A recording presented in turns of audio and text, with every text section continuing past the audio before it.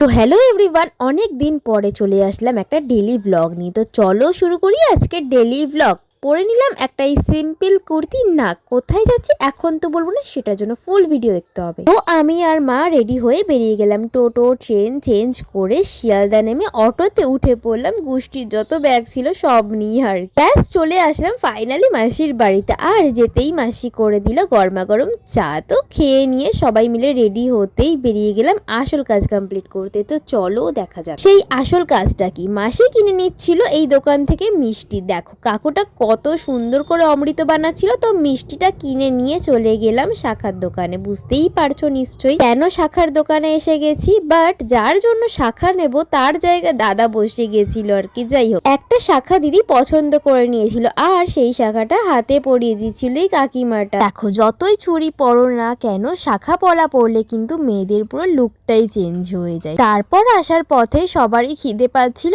আর সামনে চপের দোকান দেখতে পেয়ে কিনে নিল চপ আর বেগুনি, যেটা বাড়ি গিয়ে খাবার প্ল্যান ছিল। তারপর এখান থেকে ফুচকা খেয়ে নিয়ে নিল আবার দাদা দই ফুচকা।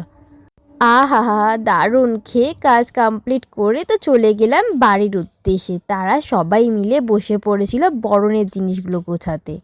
আর এদিকে চলে আসলো মামা। তো আমি এদিকে খেয়ে নিচ্ছিলাম বেগুনি। সবাই ওদিকে কাজে এতটাই ব্যস্ত হয়ে গেছিল যে দাদা এদিকে রান্না করে নিচ্ছিল। আর এগুলো প্রত্যেকটা হচ্ছিল রাতে দিদির জন্য আইবুড়ো ভাতের রান্না। তো রান্না কমপ্লিট হতেই দিদিকে দিয়ে দেওয়া হলো আইবুড়ো ভাত। আর এটাই হলো তার মায়ের বাড়িতে শেষ আইবুড়ো ভাত বিয়ের আগে।